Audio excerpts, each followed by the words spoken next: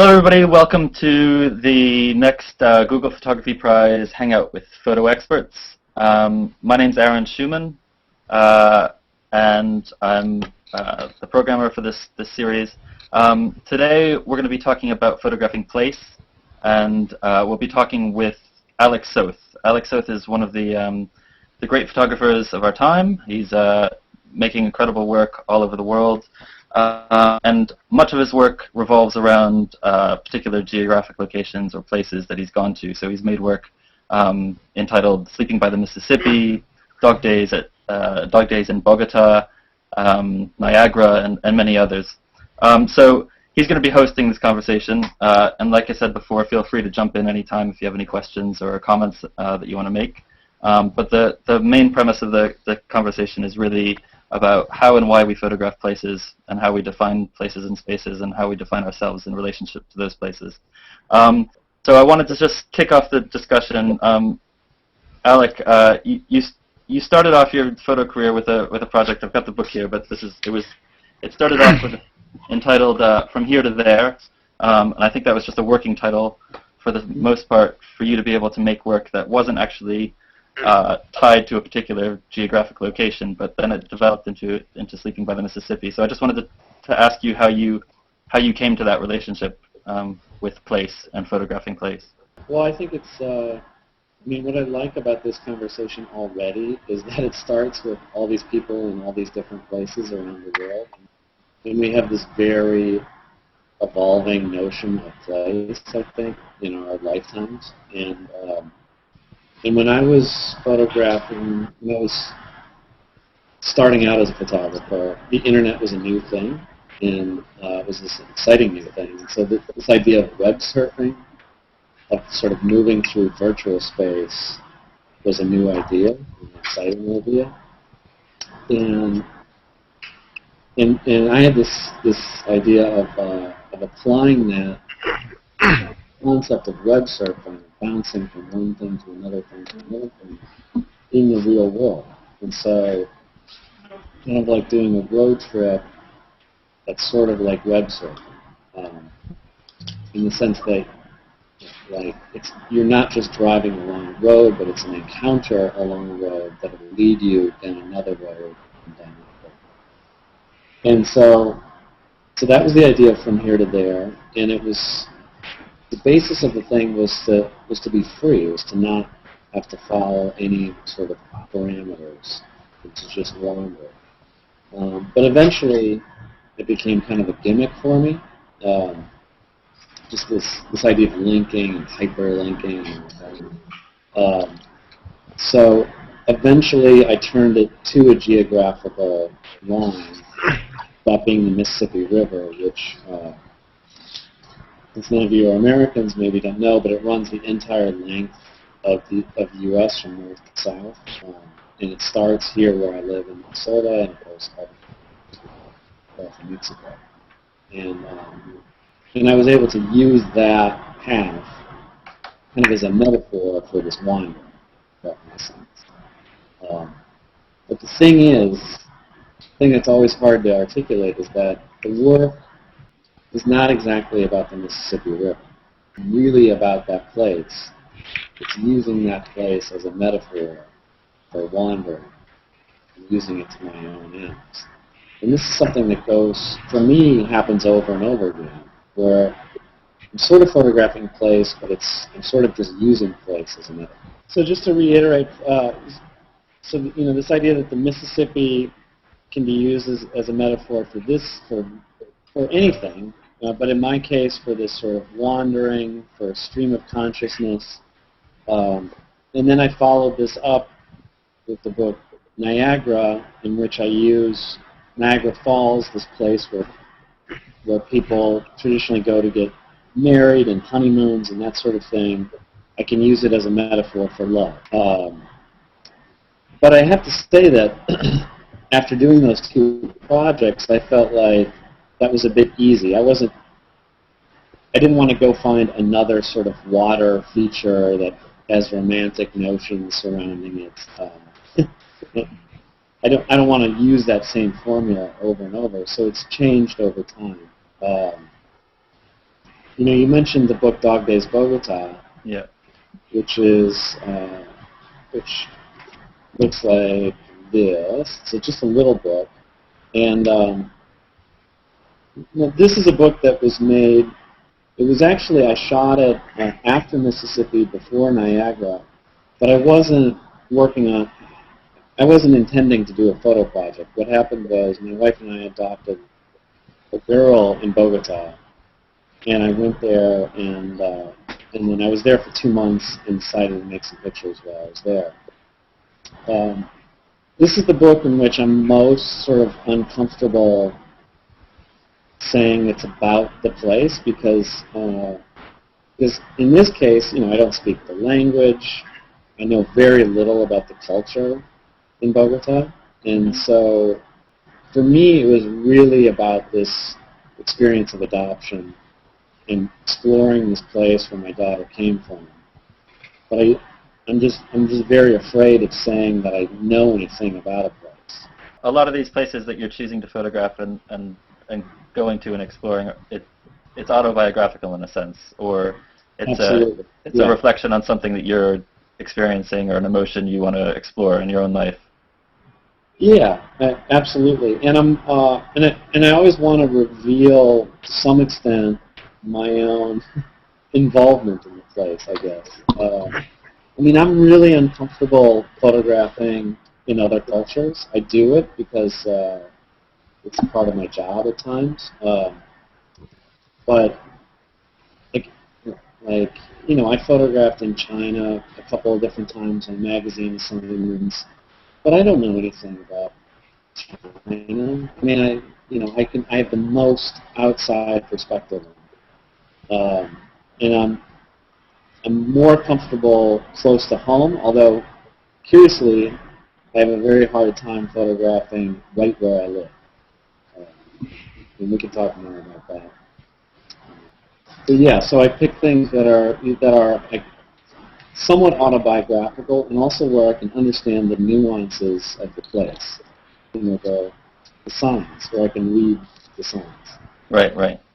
Okay, so when you land in a place, for whether it's China or Ohio for the most recent project, where do you start? Do you just walk down the street? Do you have a plan? Are you looking for signs, as you call them? I'm always looking for stuff. I'm really bad at just total aimless wandering.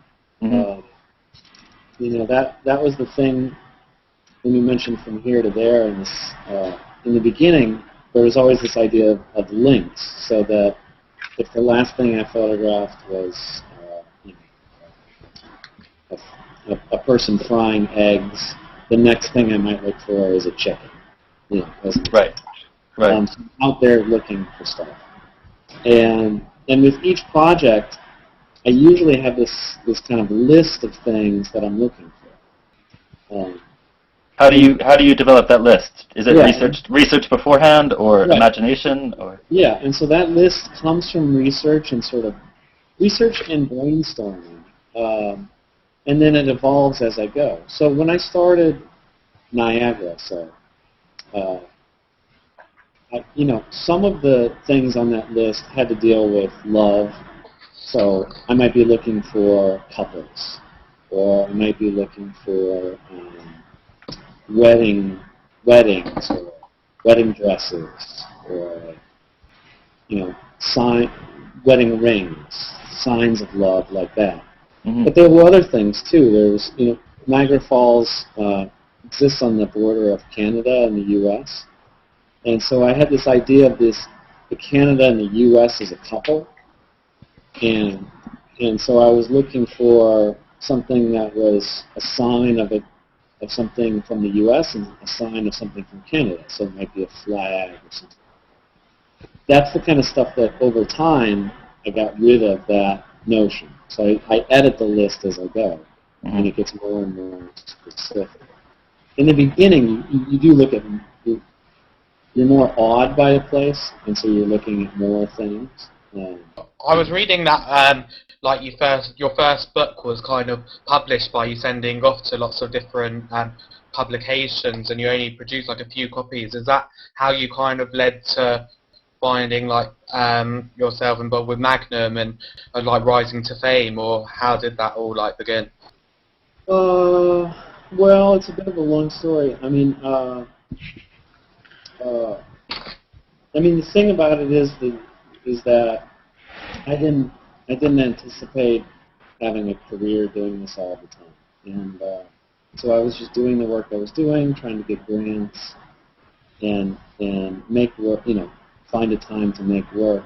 And once I did Sleeping by the Mississippi, I did end up making these books because, for me, the ambition is always the book.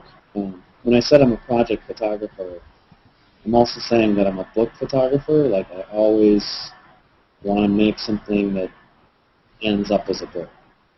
And that was the case, long before I had success and had the capacity to publish a book. Mm-hmm. But I was fortunate enough to have this inkjet technology, which gave me new opportunities to actually make my own book.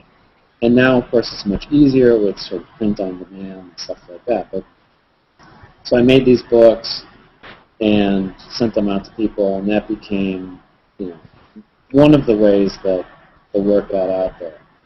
But it's probably not so simple to say that was the only thing. In fact, because it wasn't. It was probably an explanation. If I take it back to the question about your involvement with the agency Magnum, the mm-hmm. collective or cooperative, it seems like a lot of their most recent projects, and especially the ones that you've been involved in, again, just bringing it back to the topic, are revolving around place, whether it's Georgia, the former Soviet Republic, or I think recently you instigated a project, is it called Postcards from America, or? Yeah.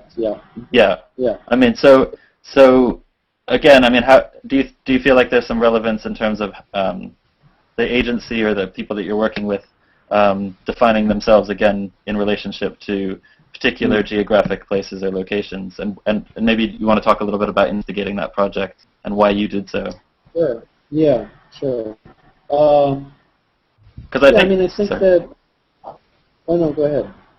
No, just because I think it's quite interesting. Because I think a lot of photographers, sometimes, especially early in their careers, not at the stage you're at, become quite territorial about their kind of patch, and so I thought it was quite interesting that you invited, some of the world's greatest photographers whom you're associated with to come and photograph on your patch. So maybe talk a little bit about that. Well, I didn't invite them to Minnesota. So, stay out. Well, in terms of organizing things by place, this is nothing new. So it's like it's going on forever, and within Magnum, it's gone on for a long time. But sometimes it's not done in an elegant way, let's say, because too often I've found in Magnum, outside of Magnum, it's like, okay, let's make a book. What should we make the book on? Let's make it on Russia. Let's get a bunch of pictures from Russia and put them together, and we'll publish a book. We'll call it Russia. And it's and there's no sense of authorship, and I think what's happening in Magnum right now is that Magnum photographers are getting much more involved as a group in group projects. Because in the past, often books were made because an administrator or someone in an office had that idea. Let's do a Russia book. But now what's happening, in the case of Georgia, one photographer who lives in Georgia had this idea, invited a number of us to go there to make work, and so it's much more authored, and that gives it much more meaning, I think. So it becomes about Georgia, but it has all these different voices, and it allows for all this sort of metaphorical, interpretive responses to plays that I think gives work life. And that Georgia project, it's good of you to mention that, because that really was a precursor to a number of things that we're doing now in America. And in terms of working in America, Magnum has sort of been weaker in the U.S. Like so often, we have photographers in Afghanistan, or what have you, but in some ways we've neglected a lot of the U.S. And we knew this was an issue, and we wanted to play with different ways of working in the U.S. And I've been really involved in trying to figure out ways in which we can be more collaborative and initiate projects that we really want to do ourselves, and this is something that I think is happening globally in photography, where photographers are handling more of the responsibility of producing projects, not waiting for it to come from the outside, but driving it from the inside. And so we did this test project, this 2-week trip throughout the Southwest as a road trip, and to sort of see what would happen. And it was a really unbelievably great and exasperating experience. Were you photographing side by side? Were you kind of traveling together, or? Yeah, we weren't photographing side by side. I mean, we traveled all together in an RV, but I mean, it's terrible to photograph next to other photographers. It's deadly. It looks like a camera club. So we figured out this system, and we actually used a lot of social media for this. So say we're driving, and the next stop is El Paso. So we would put on Facebook and Twitter and everywhere else that we're going to be in El Paso, and we would get drivers, students or whatever, to help us out.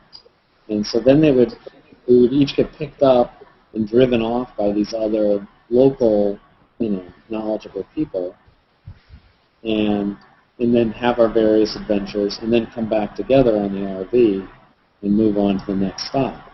But what was important there was that we had all that time together in the RV where we could talk and figure out, what are we doing here, what are we trying to make, what are we trying to say, how do we collaborate. And there were moments actually where we would pair off.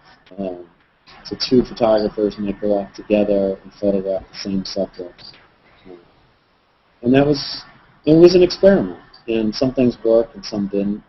Interestingly, we also worked with a writer, which I found really useful to give an outside perspective to things, and something I'm more and more interested in. And it's really relevant to this idea of thinking about place, is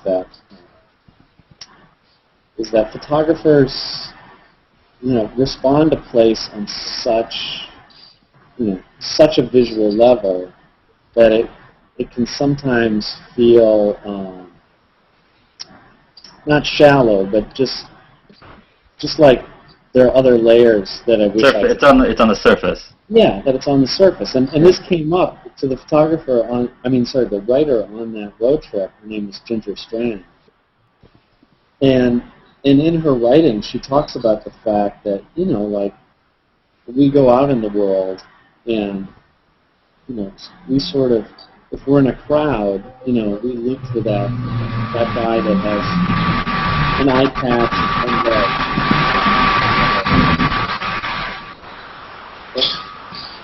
We look for that person that has an eye patch and one leg. We look for that very visual moment, and we're not always able to talk about these other things under the surface. She was someone, I mentioned hydro infrastructure recently.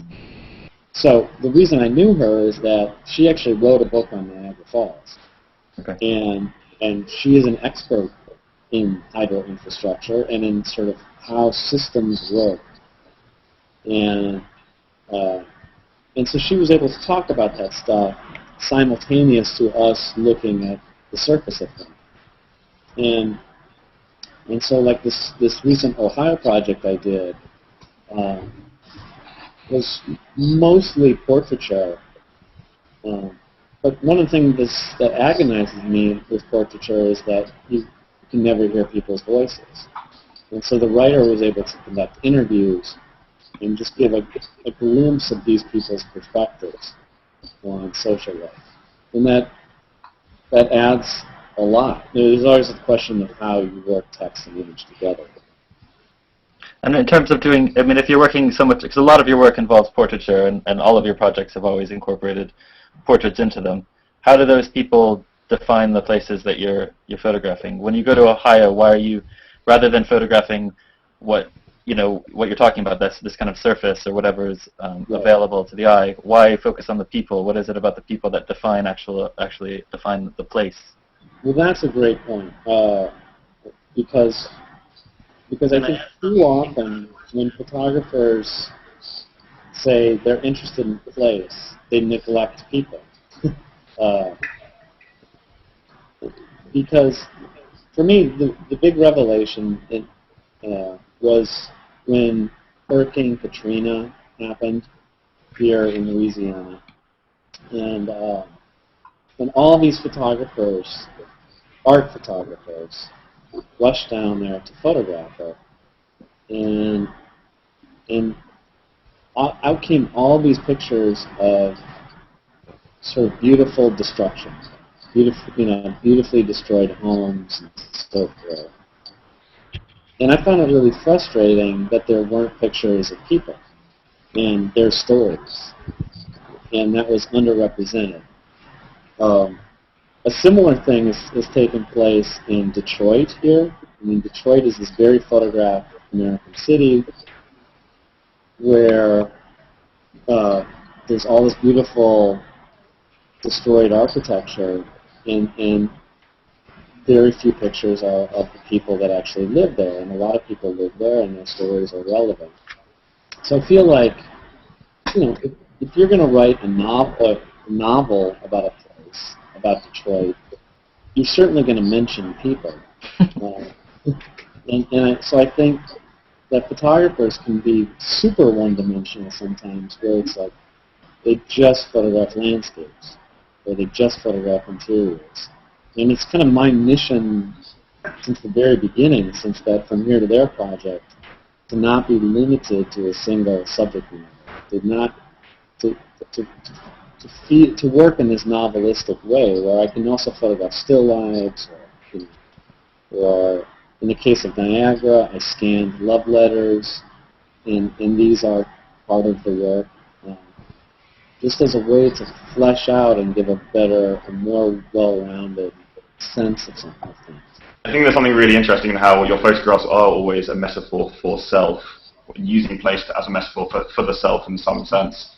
And we've become so accustomed to this, and we see an Alec Sloth photo and we think, okay, well, what is it that Alec desires here? Is he trying to run away, or et cetera, the Niagara couples?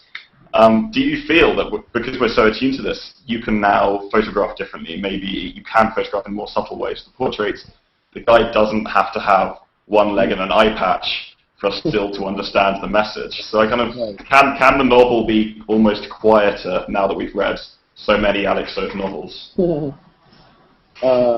Well, yeah, I think so. I mean, the other issue, which I think the point gets towards, is that it can easily become very self-indulgent if it's so much about oneself, and if it's so clearly about oneself.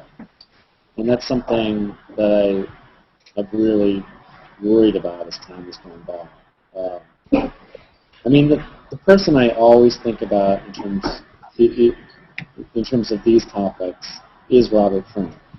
Because Robert Frank, I mean, The Americans is this fascinating book where it's about America, and it shows various social conditions in the world out there, but it's so clearly about Robert Frank simultaneously. And he drops little clues that it's about Robert Frank. but that doesn't overwhelm. His persona does not overwhelm the book. And then after the Americans, Frank does this work in Nova Scotia that's really so about Robert Frank, so clearly about himself, so explicit, writing on the pictures about himself. And that, for me, it becomes self-indulgent and it overwhelms the work. And I think it's a real danger, and it's something that I'm fully capable of slipping into. And so I think it's important to still engage with the world and know not every person that you photograph has to be a freaking self-portrait. But you can actually be interested in other people and other people's lives, and that has value too. I do like to make the work ideally out of some sort of personal connection with it.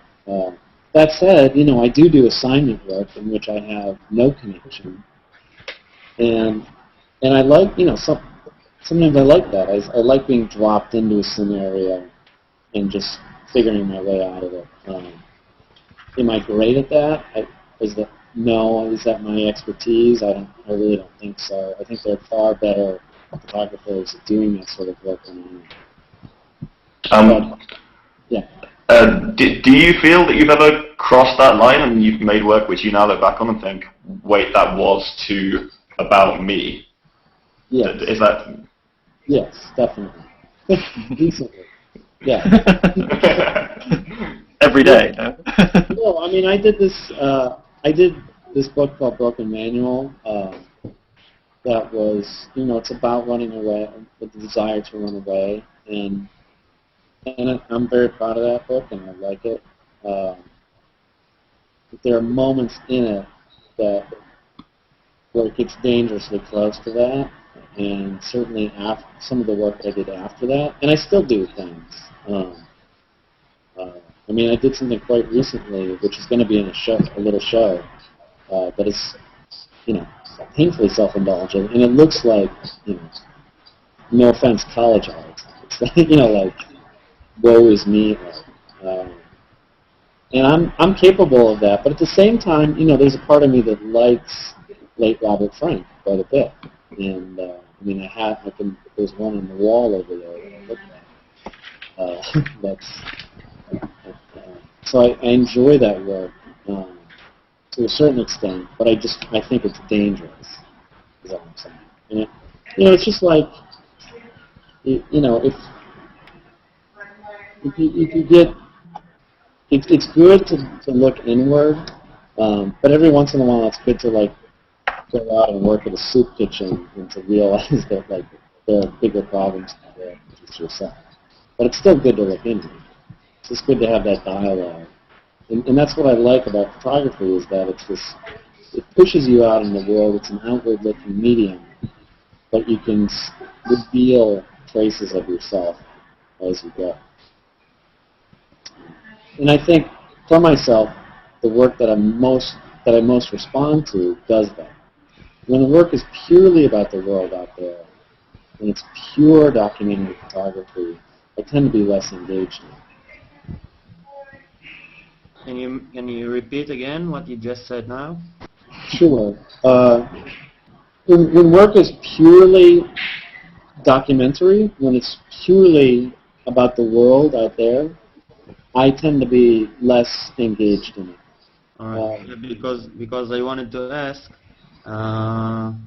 obviously in your works, I think the one that you mentioned that you most relate to, you mentioned something before about being writing a novel, and I think there is a big connection between your work as a photographer and you bring these ideas that you have about something or not really a place, and then I'm asking and saying what I think. You choose a place that might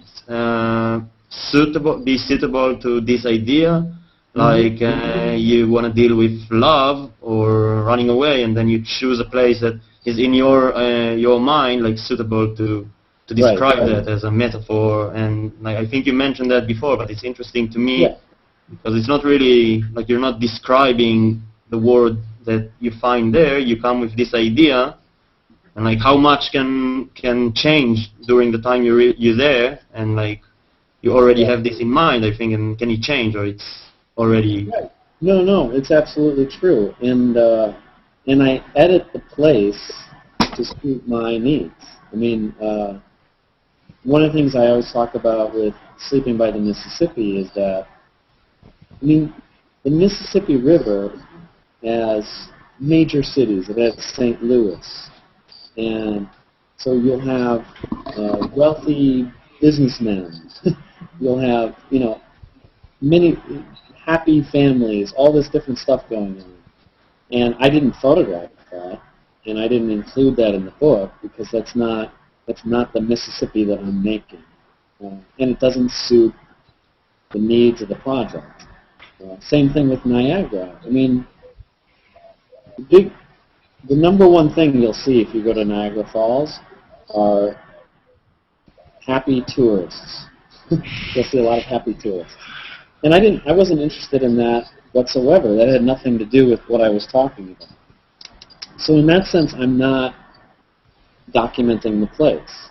I'm documenting what I want to in a place. I'm shaping it to my ends. And, a great example of this, I think, is to talk about Magnum again, is that we did this group project this year in Rochester, New York. And we chose Rochester for a number of reasons. One reason is that we were attracted to this idea of sort of manufacturing decline in the northeastern part of the U.S., in the U.S. generally, but at the same time we didn't want to photograph in Detroit for all the reasons I said before. Too many photographers have done it, and Rochester was a particularly interesting place because it's where Kodak is based, and Kodak is going bankrupt, and it was a way to think about that. So we also, 10 photographers descended on this poor little city, and we all had different things in our head about this place before spending serious time there. And we walked away with, I think 10 very different perspectives. I mean, things look very different from each person's portfolios.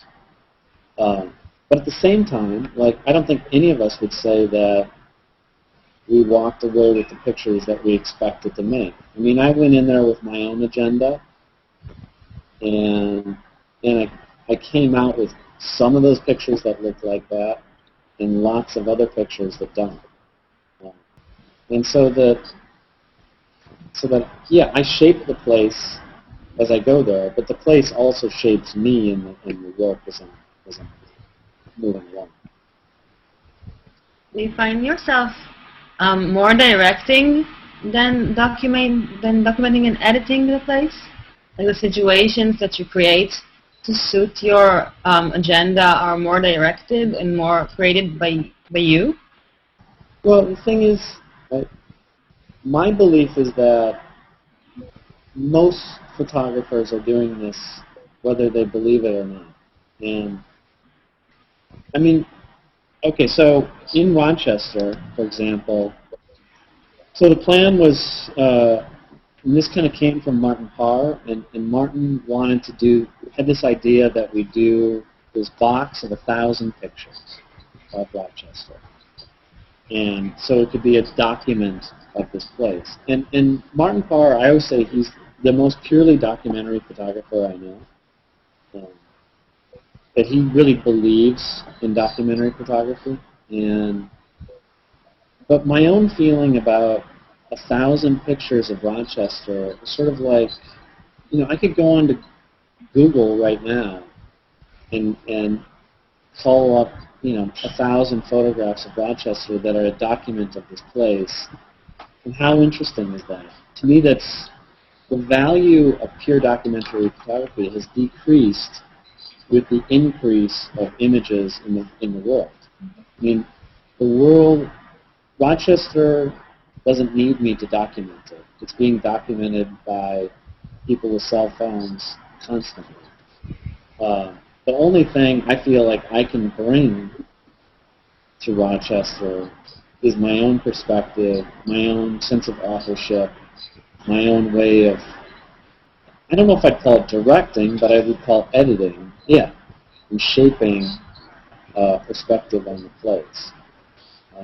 I mean, you could I feel like you could hand cameras to 50 different people and just tell them, go take 1,000 pictures, and you would have as good of a document as anything else. So it's kind of like the monkeys in typewriters. In the case of photography, they can very easily do a documentary masterpiece, but monkeys cannot write Shakespeare. Yeah. or Mark Twain. Right. And I'm not saying I'm more than Shakespeare, by the way. I'm just saying that for me, as like in early photography,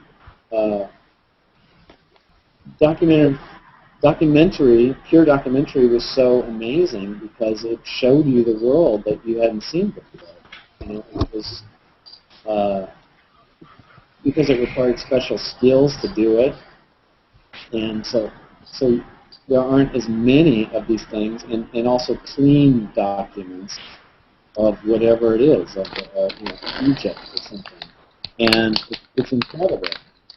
But I just feel like nowadays that's so necessary, and in a similar way, I think it's coming out for photojournalism.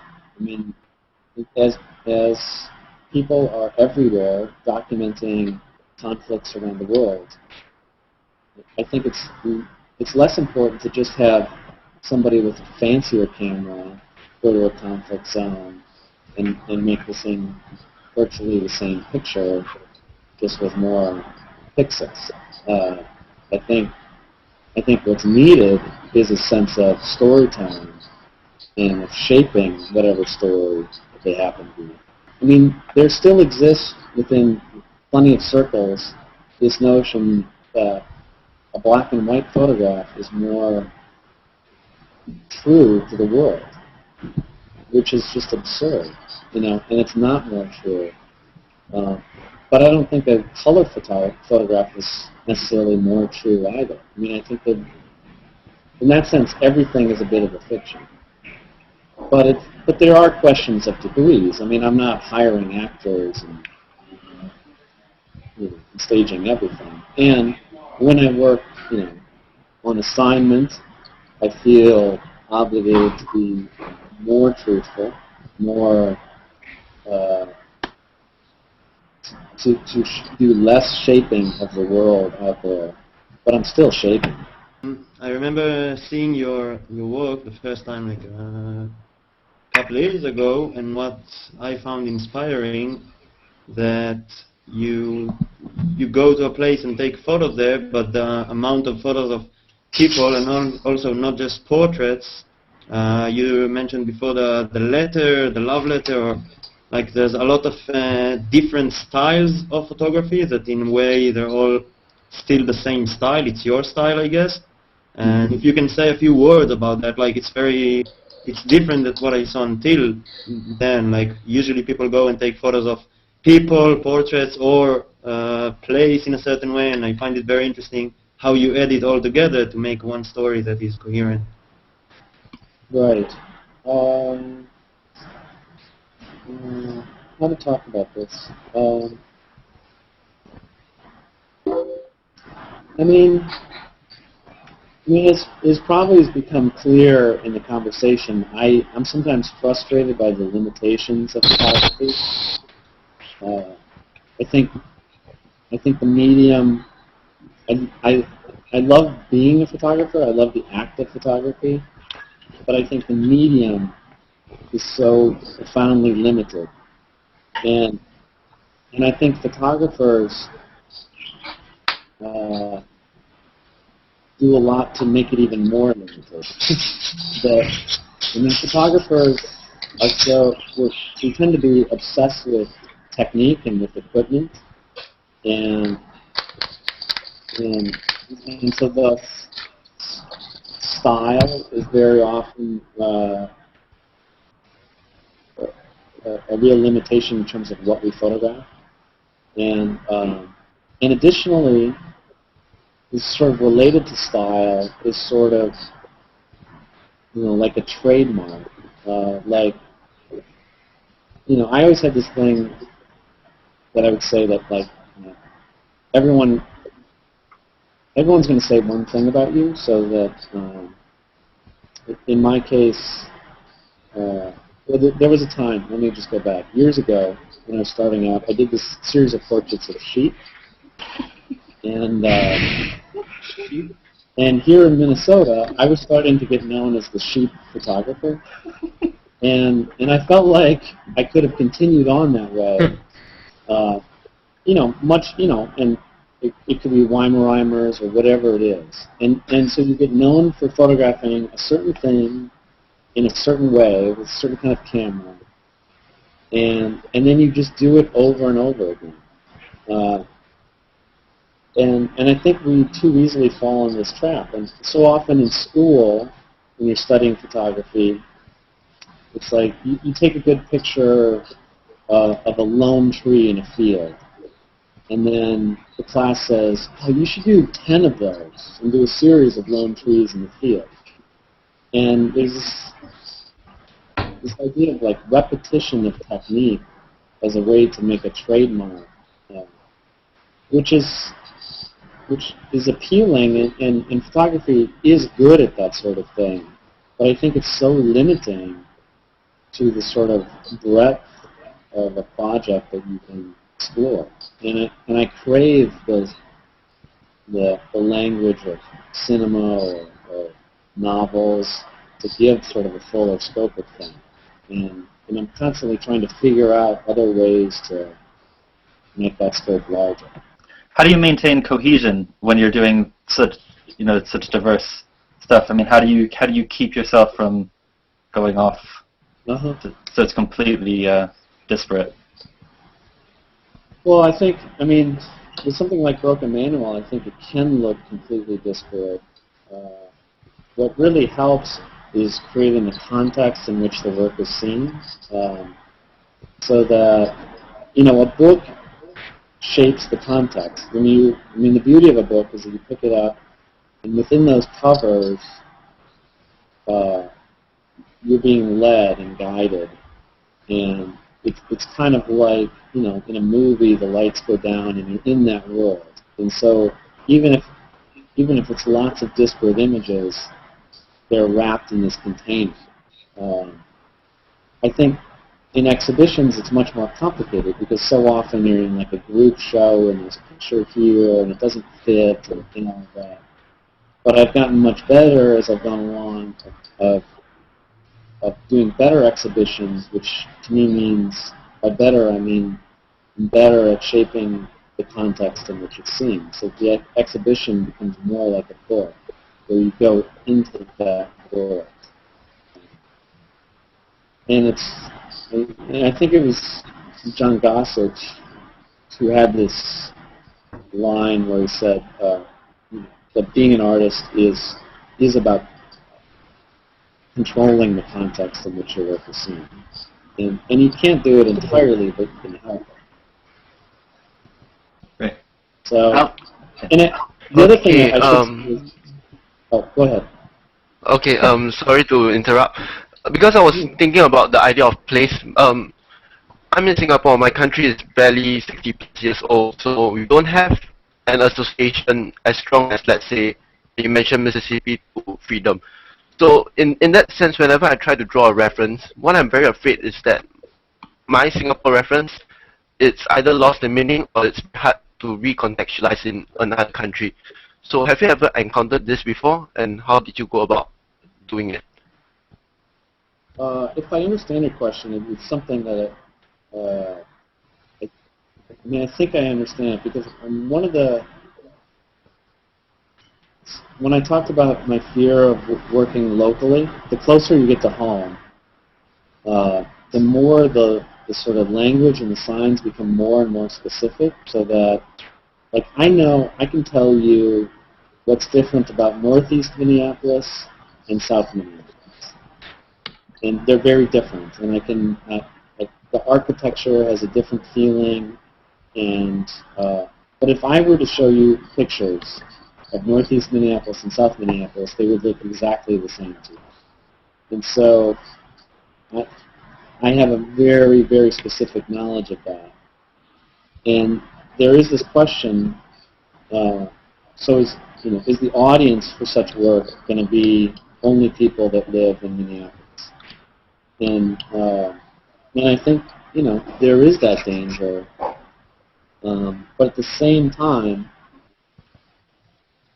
it's something that's taken me a while to learn. It's like, I think the fact that I choose to show such minute details actually gives it life. I mean, what's not needed is for you to go to Singapore, from Singapore to New York City, and show us New York City. Like, it's going to look like everyone's New York City. But you can actually look at something with a kind of clarity that's going to come through. You might not totally understand it, but I think that kind of inside knowledge can reveal things. So, and is that answering your question, kind of?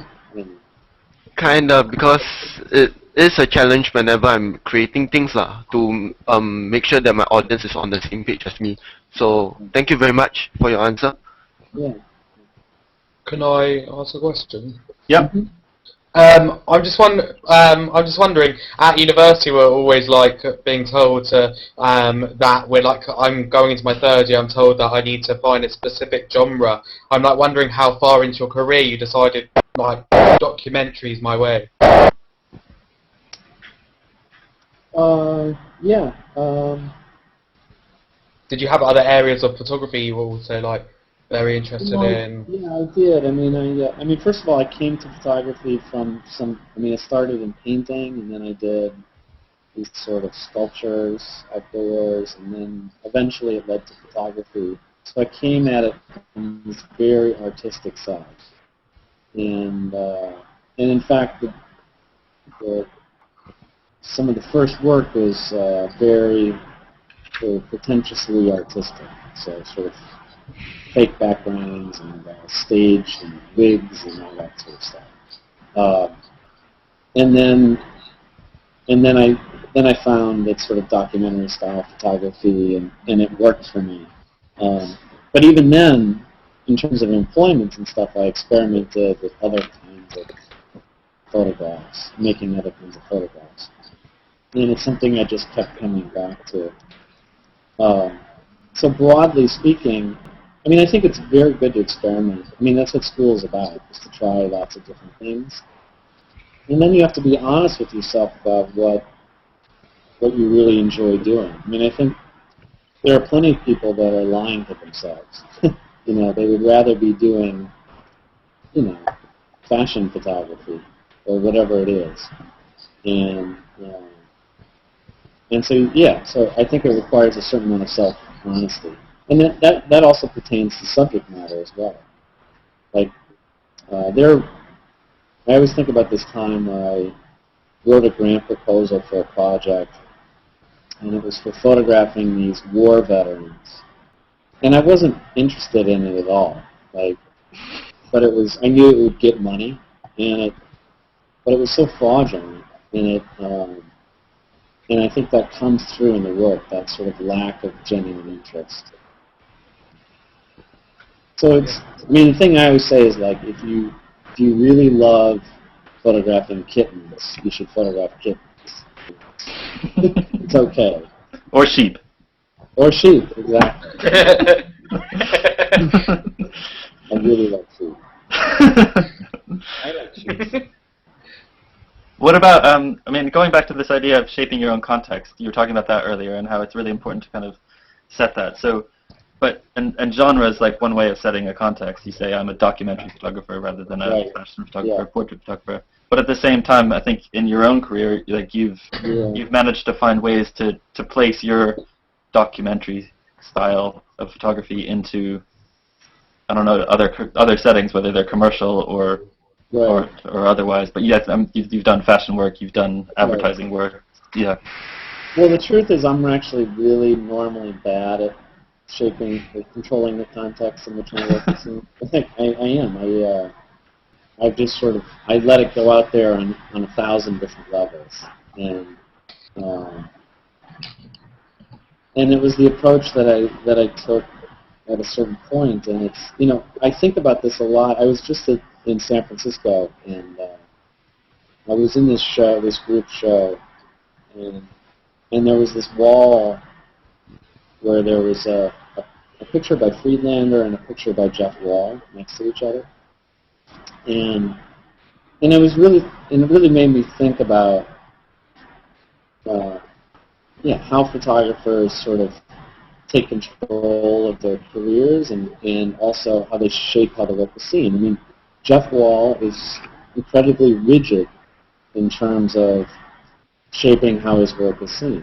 And, by limiting very strictly the number of pictures that he produces in a given year, say, and by really being so diligent about how that work is exhibited, the scale, the backlighting, and all that, he's really controlled the context in which it's seen, and I think he's admired, fairly universally, critically, for that.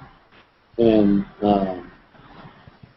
this sort of came up because we were talking about, in this case, we were talking about the marketplace for images, because this journalist asked, how much is that Lee Friedlander next to that Jeff Wall? And a Lee Friedlander picture is quite inexpensive, in part because of the quantity he produces compared to Jeff Wall, the fact that he doesn't edition pictures, Jeff Wall does. And is one better than the other? No, I love them both, but Wall is much more controlling. And in fact, I'm much more Friedlander-ish in that I let the work exist on all sorts of different planes and all sorts of different ways. Is most of your work still done using large format, and do you do a lot of work on digital, or? Yeah, I do. I mean, it's almost everything lately is digital now, but I've done lots of different things. So Dog Days Bogota was medium format film. I've done a number of small projects using sort of digital SLRs. Mm-hmm. And now I'm doing a larger project using medium format digital. And I'm working, this year I'm working pretty exclusively in black and white. And my feeling about all of that is that I do want to be, this is where I use the filmmaker analogy, is that I want, filmmakers have this freedom to use the style and technology that suits the film.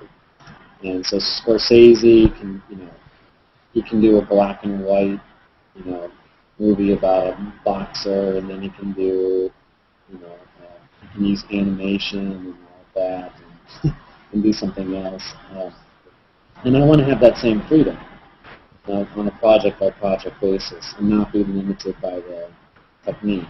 I am hugely identified with using an 8x10 camera, and hopefully that'll change something. You did release a lot of photographs of yourself standing next to an 8x10 camera. I did. I was totally complicit in it. It's true. As my staff members are giggling in the background. And to be honest, I don't want to put a lot of pictures out there standing next to a digital camera. Great. Right. Well, thanks very much, everybody, for joining us, and thanks to Alec for informing us about everything and being so open and honest about his work. And good luck to everybody, and thanks for being a part of this. Great. Thank you very much. Thank you. All right, thanks a lot, guys. Thank you. Cheers, guys. Take Thank care. you. Bye. Bye-bye. Bye. Bye.